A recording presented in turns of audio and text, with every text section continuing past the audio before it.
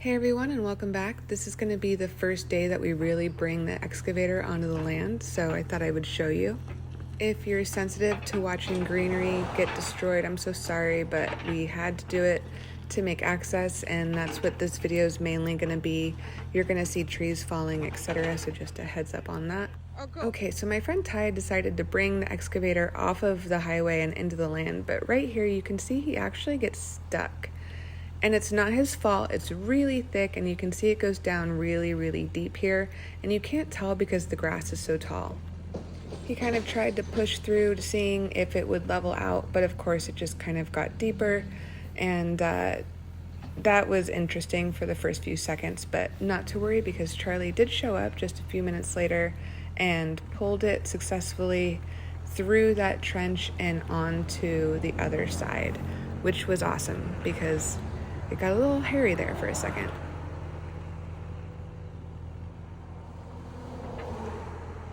Even right here where he tries to use the bucket to lift the machine up and over, you can kind of see it just kind of lifts more of that greenery up into a big mound. It was so tall you could actually stand next to it and it would be above your shoulders.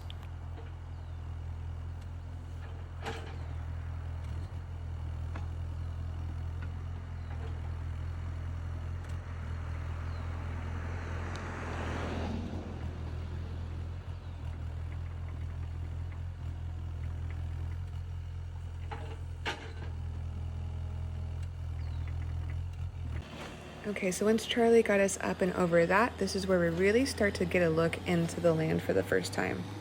He has to widen this road at least 14 feet, so he's trying to go and make room on the right-hand side where we have some slope by taking down a lot of these big trees that are in our way.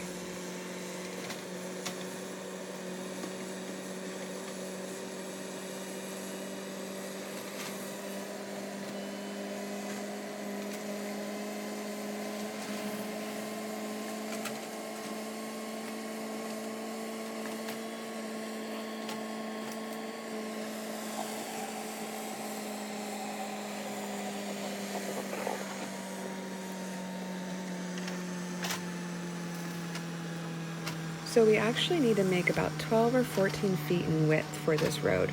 So doing that's not that easy. You can see here we have a really high slope that goes right on the right-hand side of the excavator, and he has to actually dig that down to make it manageable and make it wide enough for us to get through.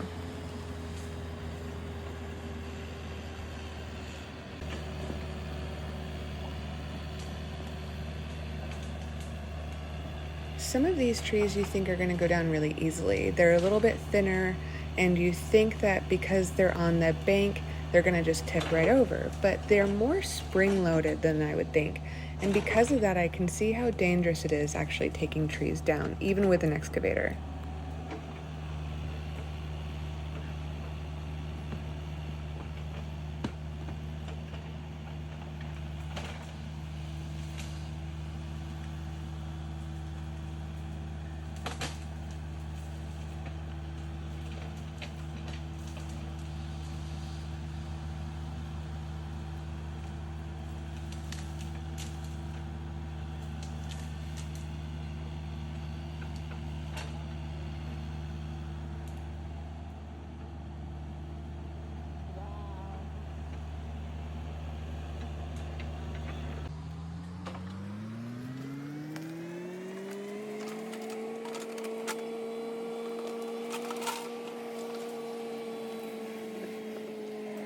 And this is where I should have noticed we had a major problem.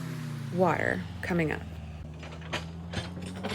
It's pretty incredible to watch these machines snap these trees like they're toothpicks. I've never seen anything like it in person, and until you do, you can't really appreciate just the strength of these buckets with that thumb. This tree, on the other hand, was not one of those.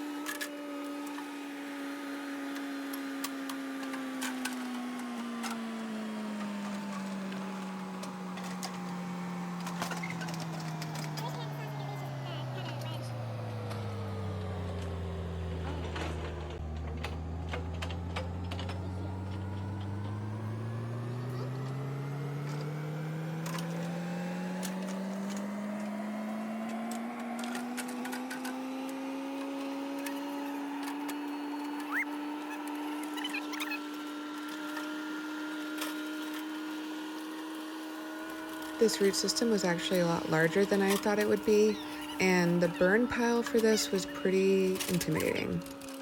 This tree was super tall and way bigger than I'm used to. Once we got done with this one, we needed a change of scenery, so we actually cut up to the old farm road. You can see there's still a lot to do. I'll show you more on the next video going towards the old barn and where we clear the road for the cabin to go, but this has been a big day.